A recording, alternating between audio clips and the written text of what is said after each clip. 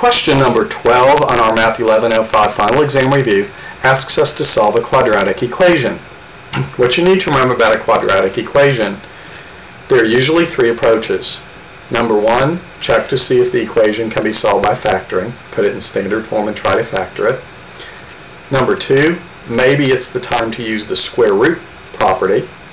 Or number three, if all else fails and maybe there is no other way to approach the problem, the quadratic formula is going to work in every case.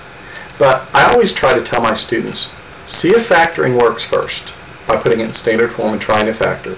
If that doesn't work, see if it's appropriate to use the square root property. And then the quadratic formula is always your backup. And it may be the way you have to do it anyhow. So let's go ahead and look at this problem.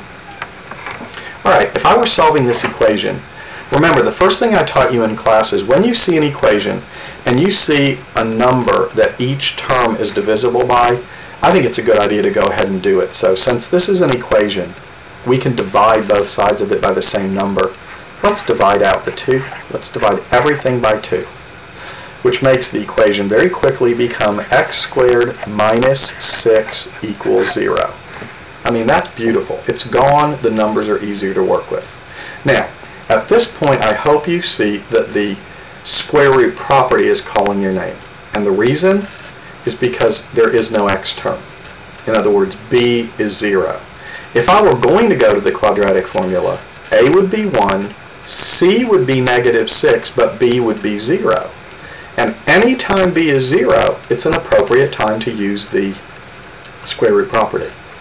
This is not ready. The square root property has to have the constant alone. So we have x squared is equal to 6.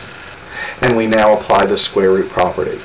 The square root property says my x values can be found by taking the square root of 6 and remembering that there are two answers, both the positive and the negative. So basically, my solution set here has a square root of 6. It also has the opposite of the square root of 6. The key there was recognizing that this was a perfect time to use the square root property.